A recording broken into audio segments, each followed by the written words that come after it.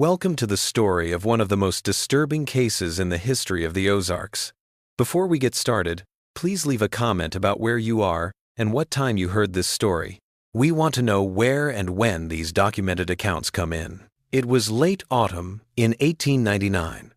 The limestone cliffs of the Boston Mountains in the Ozarks stood like ancient sentinels over the valley floor, their golden light shining on them as the sun set. Since the railroads came to the area 10 years ago, it had become easier to get to, but large areas were still untouched by progress, keeping secrets buried deep in the rolling hills and thick forests.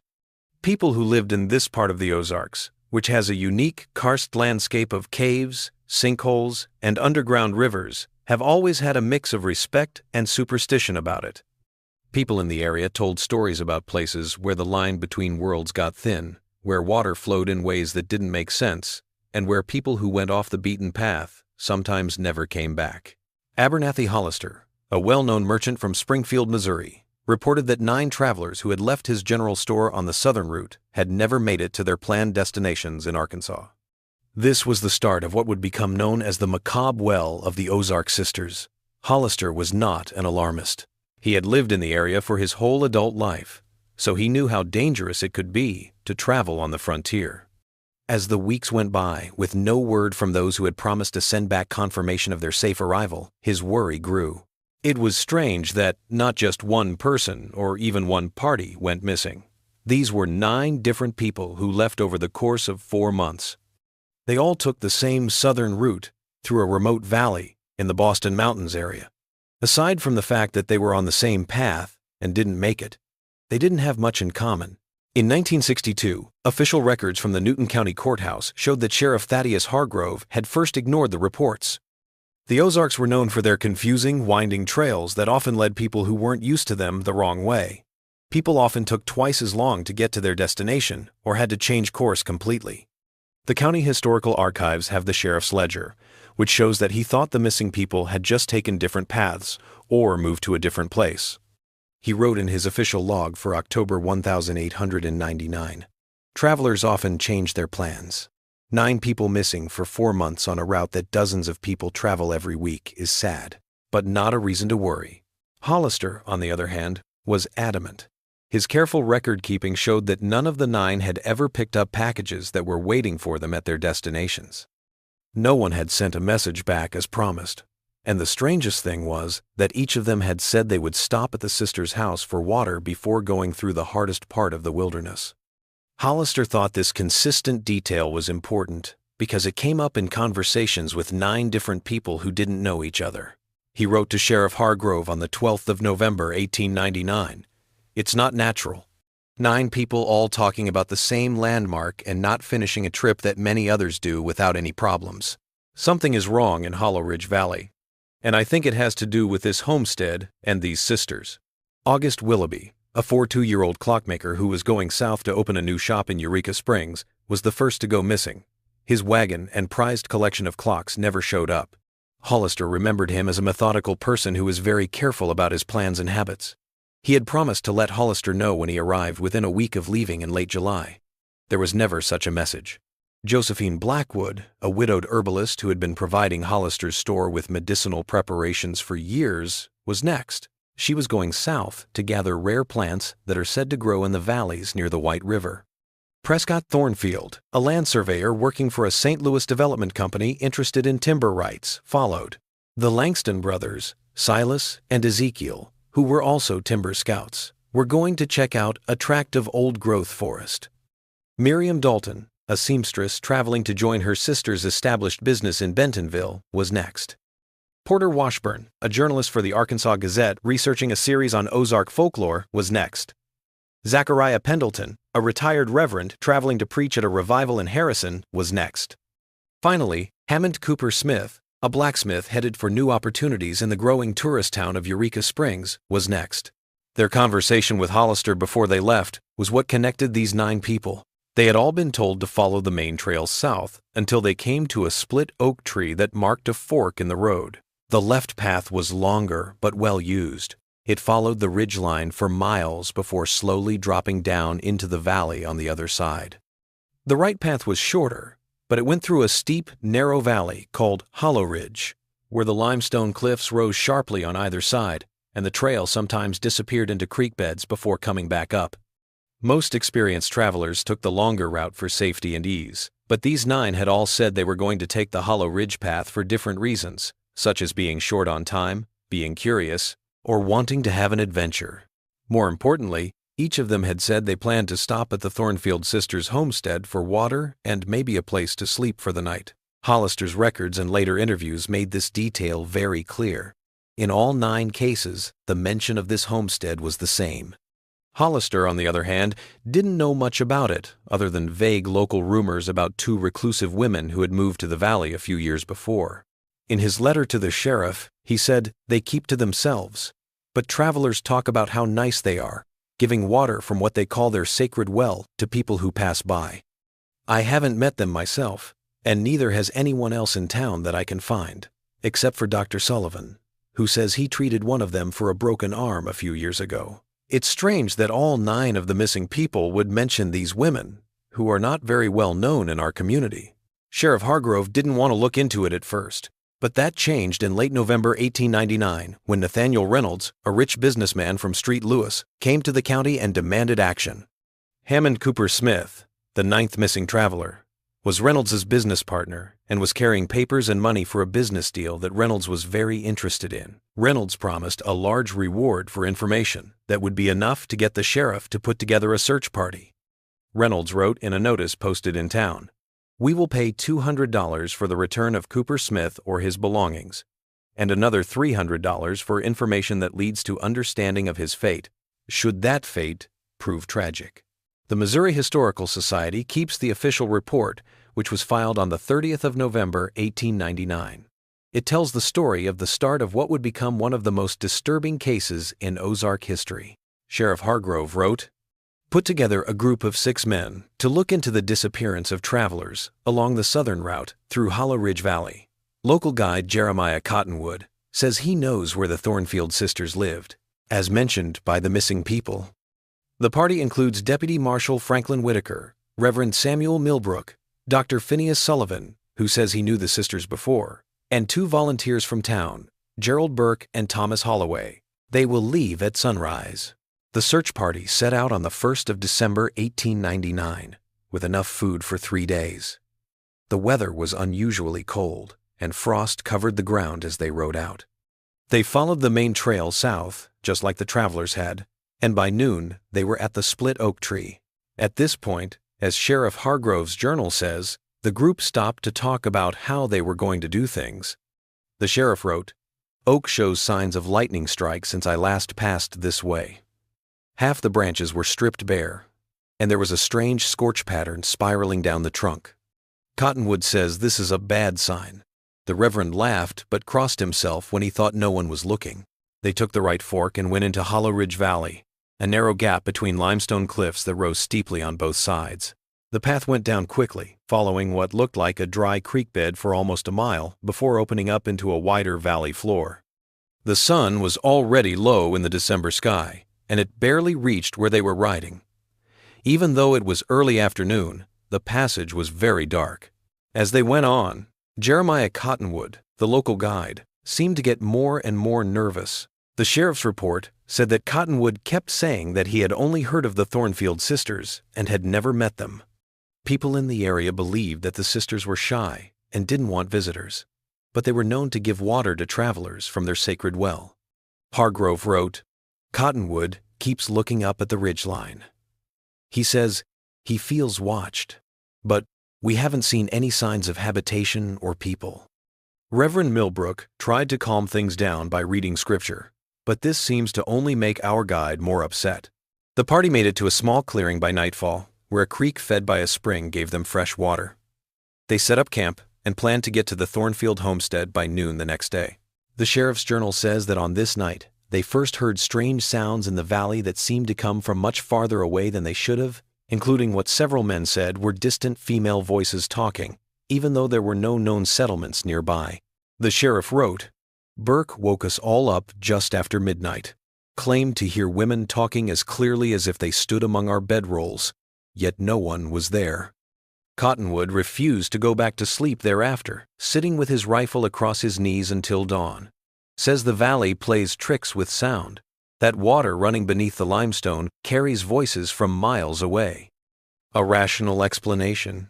Yet I confess, it disturbed my sleep as well. On the morning of December 2nd, fog settled over the valley floor, making it hard to see more than a few yards. The group moved carefully along the creek that Cottonwood said would take them to the Thornfield property.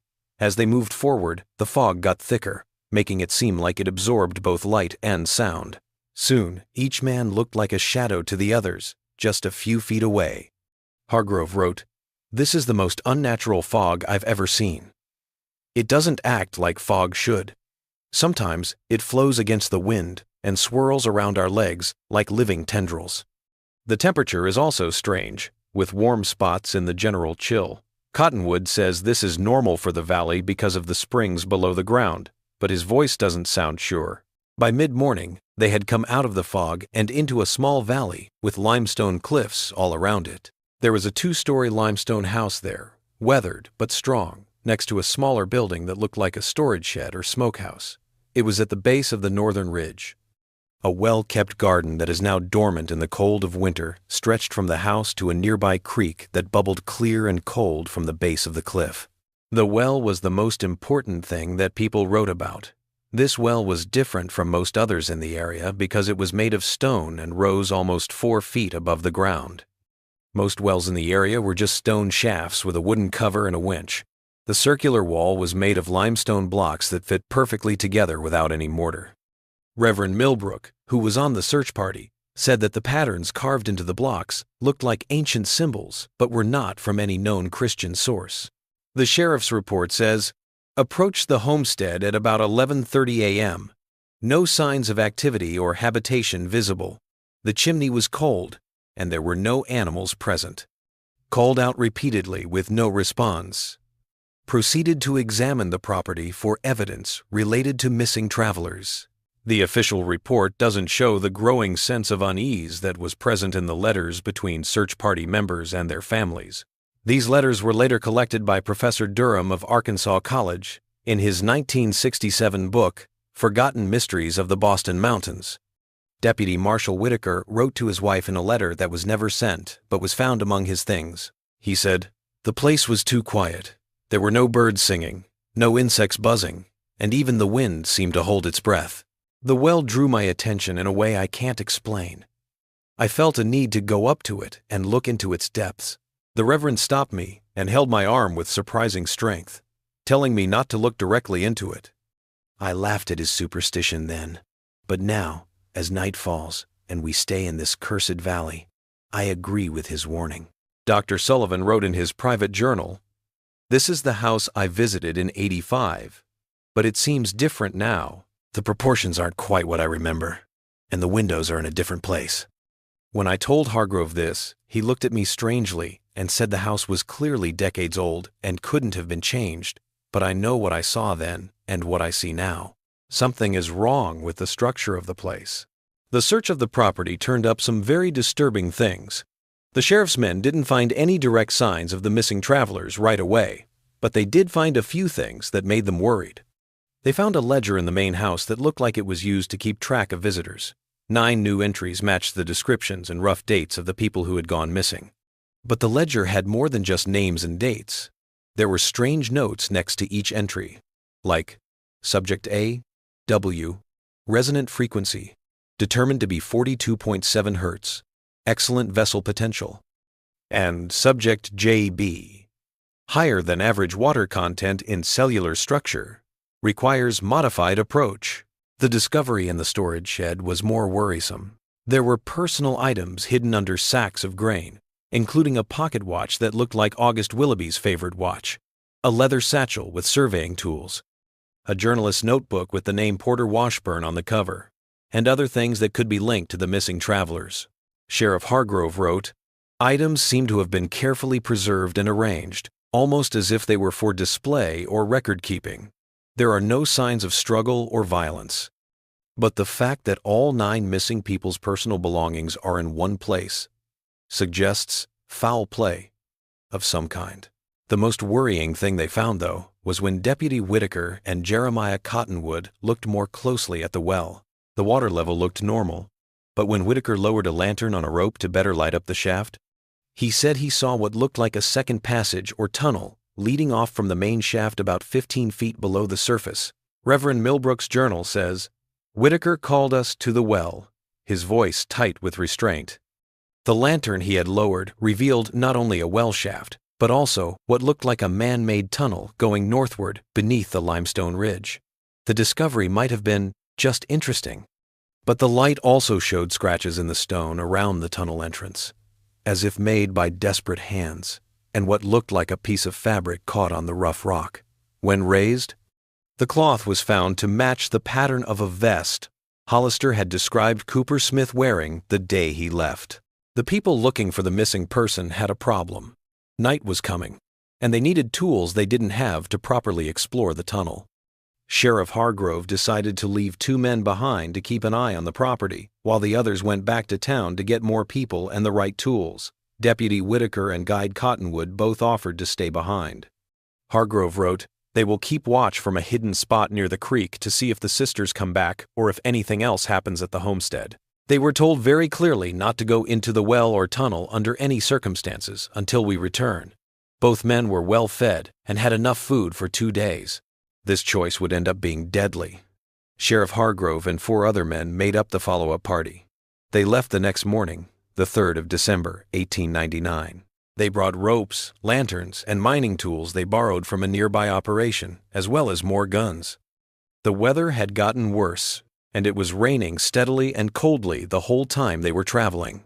They got to the Thornfield homestead not long after noon. When they got there was no sign of Whitaker or Cottonwood. No one answered the phone. The property looked just like they had left it, except for one thing. The well cover had been taken off and was now broken next to the stone building. Sheriff Hargrove's report, which he filed later that night, has this stark entry: "No sign of Whitaker or Cottonwood. Evidence suggests they attempted exploration of the well tunnel despite orders to wait. Rope found tied to well structure, extending down shaft. Blood traces observed on the well's inner stone rim.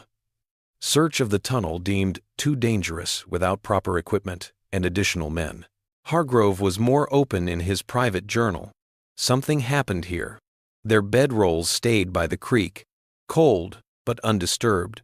There were no signs of a struggle at the campsite. But at the well, there was clear evidence of a violent event. Blood spatter that doesn't look like an accident. Even more disturbing, blood seems to flow upward on the stone rim, defying gravity. The men won't go near the well now because they say they hear voices coming from it, whispers too faint to make out words, but they swear it's a woman's voice. The group went back to town, and Sheriff Hargrove sent a telegram to the state asking for help. The answer came quickly. A specialized team would come from Jefferson City within 3 days. This team would include men who had worked in mine rescue operations before and could safely explore the underground passage. Sheriff Hargrove told his deputies to look into the Thornfield sisters during this time of waiting. There wasn't much information about them. Town records showed that unmarried sisters Cordelia and Millicent Thornfield bought the property in 1883. They had apparently come from Massachusetts with enough money to buy the land outright. Not many people in town had met them in person. They didn't come in for supplies very often, and when they did, they didn't talk much and left quickly. The local postmaster remembered that they often got letters from the East that had academic or institutional seals on them. People said that the sisters were well-spoken and polite, but their intensity was strange. When they first got there, they looked to be in their 42nds. They were both tall and had striking white hair, even though they were still pretty young. The report from Dr. Phineas Sullivan was the most important. He said that in 1885, he was called to their property to treat Millicent's broken arm. He said that the inside of the house was surprisingly nice for being so far away. There were books on geology, hydrology, and what looked like ancient languages. He also said that Cordelia had been very protective of what she called their research and had kept him out of some rooms in the house. She said that their work was very important for understanding water as a medium, not just as a substance. Sullivan told the sheriff, "I took this to mean they were studying mineral content, or maybe medicinal uses, but her tone made it seem like something more mysterious. When I asked her directly, she changed the subject and then quickly sent me on my way, even though I was worried about how to set her sister's fracture properly. No one had seen the sisters in town for at least 6 months before they went missing. The owner of the general store said, "The last sale at my store was in late May. Unusual items, glass tubing, chemicals I had to special order from Street Louis, and a lot of salt." They always paid in gold coins and didn't want to talk about anything other than what was needed for the transaction. On the 7th of December, 1899, a specialized team, led by mining inspector Bartholomew Sullivan, who was not related to the doctor, came from Jefferson City. They brought gear for safely exploring underground areas, like safety lamps, ropes, breathing gear, and tools to shore up weak passages. The team, along with Sheriff Hargrove, left right away for the Thornfield property. In January 1900, a court order sealed the official report of what they found. It was said to be to keep people from panicking. It stayed sealed until 1962, when historian Eleanor Penroque was able to get it released as part of her research into missing people in the Ozarks. The contents explain why the authorities may have wanted it kept secret. The team got to the Thornfield homestead on the evening of December 7th and set up a safe camp. They took turns guarding the place and kept the fires going all night. Mining Inspector Sullivan's log says that the night went by without any problems, but a few men said they had strange dreams about flowing water and voices calling their names from far away. The next morning, they started to carefully look around the well and its tunnel. Mining Inspector Sullivan and 2 experienced miners went down into the well shaft while following all safety rules. They had safety lamps made for coal mines that would turn off by themselves when dangerous gases were present. They also had ropes and signaling systems to stay in touch with the surface team. Sullivan's report tells what they found. The well shaft goes straight down about 25 feet before opening into a natural limestone cavern that has been artificially enlarged. The horizontal tunnel seen by the previous search party is one of 3 that lead from the central chamber. Each tunnel looks like it was carefully dug out and reinforced with wooden supports in a way that is typical of mining operations. The group carefully looked at each tunnel. The first one went east and was about 40 feet long before it ended in a small room with what Sullivan called scientific equipment of unknown purpose, such as glass containers, copper tubing, and containers of different chemicals.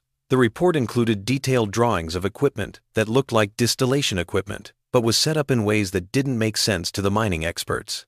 The second tunnel, which went west, had wooden shelves with dozens of specimen jars on them. The jars held what looked like preserved animal organs.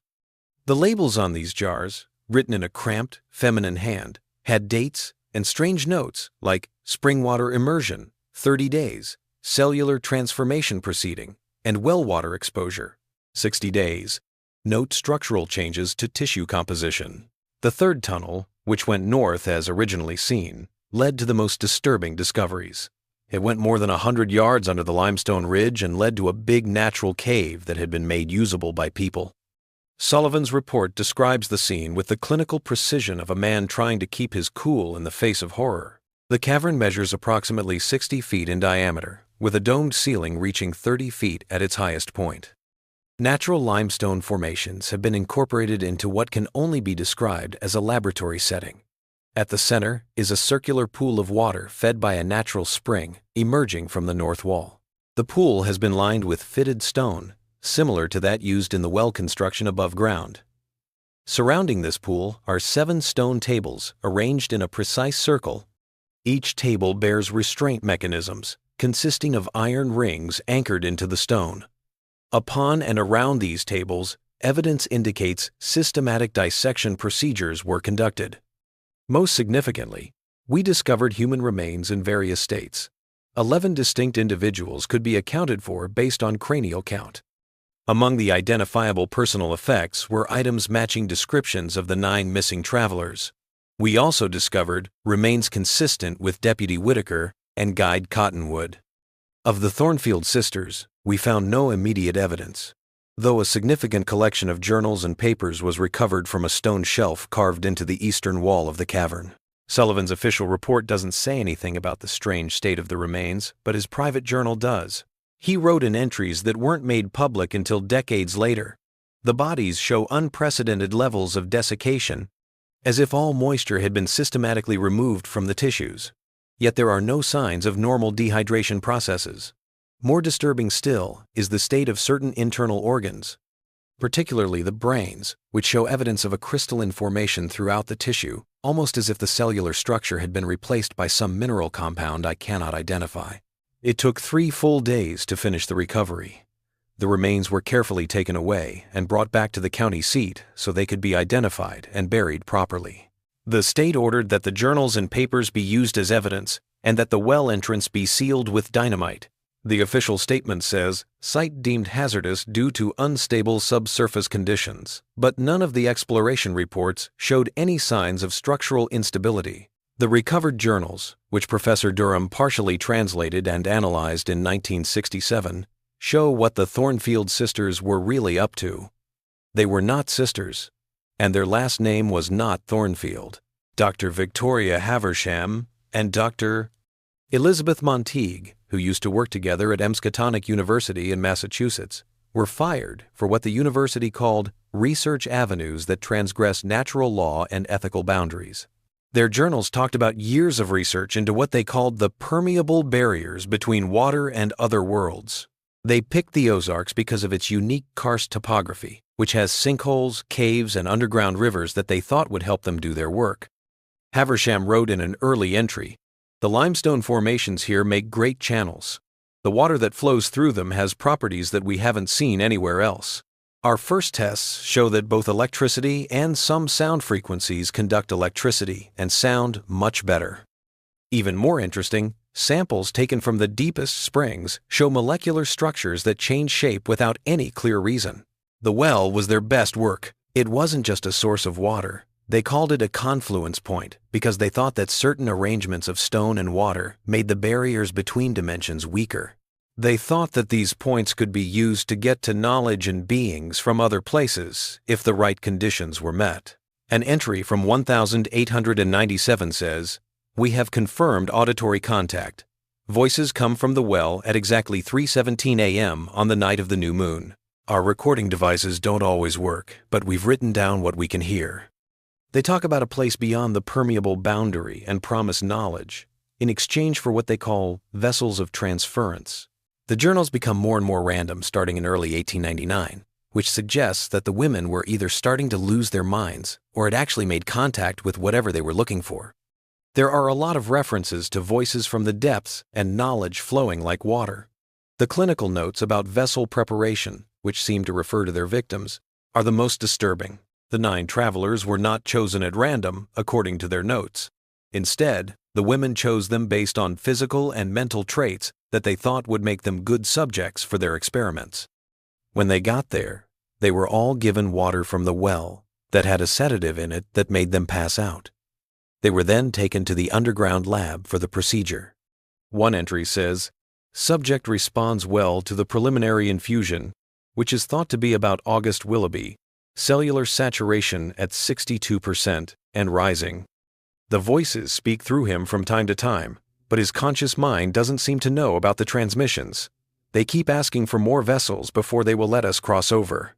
We have promised to do what they say." The last journal entry, from the 28th of November, 1899, suggests that something went very wrong with their work. It was written in a shaky hand, which is different from the other entries. It says, "Only, they are coming through now. We cannot close what we have opened. The water rises." There was never any physical evidence found of the women themselves. The state's official conclusion was that they had fled before the investigation could reach them. But this explanation did not satisfy many people who were familiar with the case. Sheriff Hargrove said in his last report, "There were no tracks leading away from the property, even though the ground was soft enough to keep such evidence. No personal items were taken from the house. No travelers or residents in the surrounding counties saw them. It is as if they simply disappeared." The state government ordered the Thornfield property to be burned down on the 15th of December, 1899. The land was made federal property, and access was limited. When historian Pembroke tried to visit the site in 1962 as part of her research, She found that the whole valley had been flooded on purpose when Beaver Lake was built in the 1960 seconds. It is still not clear if this was a coincidence or not. There are 11 graves in the Newton County Cemetery that cannot be disputed. They all have the same headstone that says, "Victims of the Well, 1,899. People in the area say that on certain nights, especially in the fall when the water level is low, you can hear the sound of water flowing from these graves, even when it's dry. The case was officially over in January 1900. The state's explanation said that 2 women who had killed people while robbing travelers were insane and fled justice. This explanation contains some truth, but it leaves out a lot of what was learned in the cavern laboratory and nothing about what the journals said about their real purpose. Professor Durham's 1967 analysis proposes a more unsettling hypothesis, that the women achieved their objectives and either willingly transitioned into the elsewhere they accessed or were forcibly transported there. He points to the fact that there has been no sign of the women or any trails leading to them, even though there was a large search party looking for them. He also mentions the strange water patterns in the cave that Mining Inspector Sullivan observed, saying that the central pool seemed to flow both up and down at the same time, which goes against natural laws. Durham writes in a footnote to his analysis that he found an interesting addition to Sheriff Hargrove's personal papers that was never included in any official report. It talks about a time during the evidence recovery when one of the miners pointed out the central pool. When Sullivan and Hargrove got closer, they saw that the water was moving in a way that Hargrove said was rhythmic and not like any natural spring action. It looked almost like it was breathing. Hargrove wrote that when Sullivan brought his lamp closer to the surface, he was sure he saw not only the reflection of our own faces, but also other faces looking back.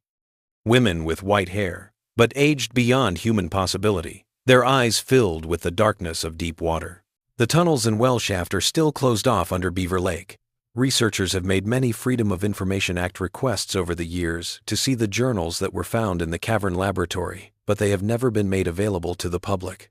They say that they were given to federal authorities in 1900.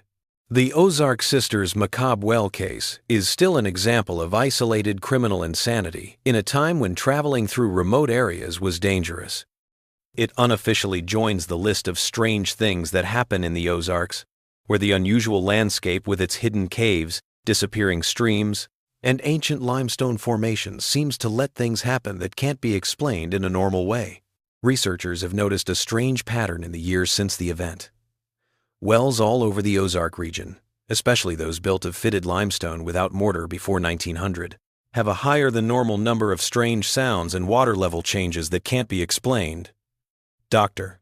Mary Ann Woodson, a researcher of folklore, wrote down more than 30 stories from well owners who said they heard sounds like distant voices talking coming from their wells, especially in the fall. In 1959, a property owner in Newton County said that water from his century-old well sometimes had strange properties. For example, it wouldn't freeze even when left outside in the winter, and drinking it would make people feel disoriented for a short time. Health officials in the county did not find any contamination, but they did suggest sealing the well as a safety measure. Elias Bedford, the owner, is said to have followed the instructions, but later told his neighbors that the night before the sealing, he heard what sounded like women's voices speaking words in a language he had never heard before coming from the depths. The most troubling thing is what Ella Laner Penroke herself said in her private letters. She said that after months of looking into the case, she started having dreams about endless limestone passages filled with flowing water. When she woke up, her bed sheets were wet, as if with groundwater instead of sweat. She stopped her research not long after that because she was worried about her health. Beaver Lake's waters now cover the Thornfield homestead and its awful well. Fishing guides sometimes see strange sonar readings in that part of the lake. These readings show what look like structures on the lakebed that aren't shown on any maps. Local fishermen usually stay away from the area because they say that the fish they catch don't look right somehow, and that electronic equipment often breaks down for no apparent reason. The case of the Ozark Sisters Macabre well reminds us that in the late 1800s, the Ozark Mountains were very far away from civilization, which made them a good place for people who wanted to be alone or for people who wanted to do things that were against the law or nature. The 9 travelers who went missing while looking for water and shelter on their journey, as well as the 2 men who tried to find them, are all buried together. The water that flows through the limestone caves in the Ozarks is still on its long journey. It may carry more than just the minerals that make it clear. And somewhere, in sealed archives, or the depths of the man-made lake that now covers much of Newton County's landscape, the whole truth is still hidden. Like so many secrets in the Ozarks, just below the surface, in the places where darkness and water have always ruled.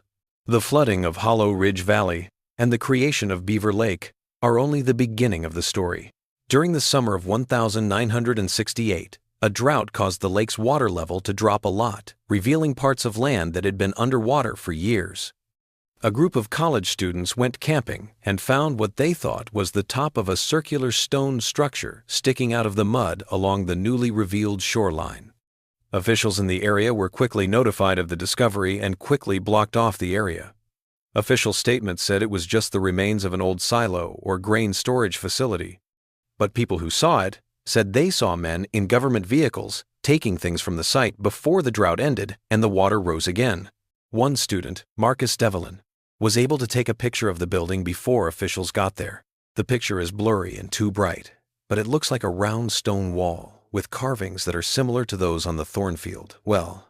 Later, Devlin said that his dorm room was broken into and the picture was stolen, but nothing else of value was taken. When he tried to talk about what he had seen in public, he was suddenly under investigation by federal authorities for alleged problems with his student loans. He dropped out of college the next semester and didn't want to talk about it anymore. Bartholomew Sullivan, the mining inspector who first looked into the Thornfield well, lived until 1945. He spent his last years in a sanitarium in Kansas City. The doctor who saw Sullivan wrote in his notes that Sullivan would not drink water unless it had been boiled and blessed by a priest. When he was clear-headed, he would talk about how all the groundwater in the Ozarks is polluted and warn that what flows under the hills is not just water, but a channel. According to the night nurse's notes, Sullivan said on his deathbed that he had kept a secret part of the journals that were found in the cavern laboratory. They talk about water as a living thing, he is said to have said in his last hours. They don't just see it as a substance that sustains life, but as something that can be conscious under certain conditions. They thought that the limestone of the Ozarks, which came from ancient seabeds, still had some of the qualities of the primordial waters that once covered all land. These qualities made it possible for water to pass through it and serve as a medium for something else. The obvious horrors, the missing travelers, the Macabre laboratory, and the proof of systematic murder are what most people who have looked into the case focus on. But Professor Durham's last unpublished notes, which were found after he died in 1971, hinted at something much more dangerous. He said that the Thornfield sisters, or more specifically Doctors Haversham and Monteague, had done better than they could have ever hoped for. Think about this, he wrote. No trace of these women was ever found, even after a thorough search. Think about the strange properties that water from certain wells in the area is said to have. Think about the constant reports of voices coming from groundwater sources all over the Ozarks. Is it possible that what they found was not a way to bring something from somewhere else, but a way to change themselves into something that could exist in the water itself? And if so, could they still be there, spread out through the underground waterways and springs of the area, their consciousness preserved in some unfathomable state, still watching, experimenting, and influencing? Durham's last note, which was written in a shaky hand that was not his usual precise style, said, "I dreamt of them again last night. They spoke to me from the bottom of a well. They said they have been waiting for someone who understands. They said I could join them. I have decided to stop this research." 2 weeks later, Durham was found dead in his bathtub. The official decision was that the death was an accident caused by a heart attack while bathing. But his wife told a local reporter that in the days leading up to his death, her husband had become obsessed with the taste of their tap water, saying it had changed, and had started collecting samples in glass jars that he would look at for hours. The most recent chapter in this strange story happened in 2015, when Dr. Clarissa Montgomery, a hydrologist at the University of Arkansas, did a thorough study of the Ozarks groundwater systems. Her team used advanced imaging and chemical analysis to map out the complicated system of underground rivers and caves that run through the limestone bedrock in the area. The results she published were very normal and focused on conservation and managing resources. A graduate student who worked on the project later said that some strange readings had been left out of the final report. An unnamed source says that water samples taken from deep aquifers below Beaver Lake showed strange organic compounds and molecular structures that don't match what we know about biological material. When Dr. Montgomery learned about these results, the student said she ordered all of the samples to be destroyed and all mention of them to be removed from the study. Dr. Montgomery has not said anything about these claims. Not long after the study was over, she took an unexpected break and then quit her job to work at a private research facility in New England. University records show that her forwarding address was in Arkham, Massachusetts, the same town where Haversham and Monteague used to work at Emskatonic University. The fact that so many people have unknowingly drunk water from the Ozarks aquifers over the years is probably the most disturbing thing about the whole case. If the Thornfield sisters' ideas about the permeable barriers between water and other realms are true, or if Professor Durham's disturbing idea about their continued existence in the region's groundwater is true, then the horror of their work still touches lives today, flowing from countless taps and wells and carrying more than just minerals and microbes. Water is the universal solvent, after all. It takes in and breaks down everything it comes into contact with. It moves and links everything. And the water remembers in the Ozarks, where it has carved intricate paths through ancient stone for millions of years. It contains the history of the area in its molecules, and it may even hold the memories of two women who tried to cross the line between worlds by using the lives of innocent travelers as stepping stones to their terrible end. When you go back to the Ozarks, stop for a moment next to one of its many springs or wells. Look into the depths that are clear. Pay close attention to the sounds of water moving through stone passages that have been carved by time. Ask yourself, is that just your reflection looking back, or is there something else looking up from the depths, something that has learned to live in the water itself, patient and old, waiting for another traveler to stop and drink? Water always finds a way to get through. It seeps, flows, and connects. It brings the past into the present. And in the Ozarks, some say it carries whispers from those who have found a way to exist beyond the boundaries of what we understand as life, speaking still from the darkness of a macabre well, now hidden beneath the placid surface of a man-made lake, but never truly silenced. As always happens with stories like this, the story keeps changing and moving like water. A group of spelunkers who were exploring a cave system near the southeastern shore of Beaver Lake that had never been mapped before in 2018 said they found a chamber deep inside the limestone with walls carved with symbols that looked like the ones on the Thornfield well. In the middle of this room was a pool of water that was so still that it looked like black glass. Veronica Nash, an amateur photographer and one of the spelunkers, tried to take pictures of the strange room. She said that when her flash went off, the surface of the pool briefly showed what looked like faces looking up from below. These were not reflections, but clear faces that could be seen in the water itself. Right after that, her camera broke, and when the team tried to go back to the chamber after changing the batteries, they got lost in the cave system and couldn't find it again, even though they looked for a long time. In the weeks after the expedition, Nash got a strange illness that made her feel confused and caused her doctors to call it visual hallucinations, mostly involving water. She said that she saw faces in everything, from puddles to her morning coffee. She vanished from her Fayetteville apartment after 3 months of symptoms that got worse and worse. All that was left was a journal full of strange entries about voices calling from every drop of water and the sisters who wait below the surface. Her last entry says, "They've shown me how water connects everything, how it can carry consciousness, and how we can become one with it. I understand now. I'm going to meet them." End quote. Of mining we're doing. End quote.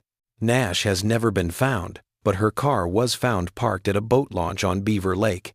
The investigation into the missing person is still open. Local officials said that any link to the old Thornfield case was just baseless speculation based on local legends. But for those who know both cases, the similarities are hard to miss. Nash's journal, some of which were published by a local newspaper before being sealed as evidence. Talks about two women with white hair who talked to her from mirrors and promised to show her the world beyond the water's edge. The Arkansas Department of Environmental Quality found small amounts of an unknown organic compound in several wells within 20 miles of Beaver Lake in 2020. The compound was said to have strange molecular properties and a structure that didn't match any known biological materials. It was thought to be non-toxic, but its source was unknown.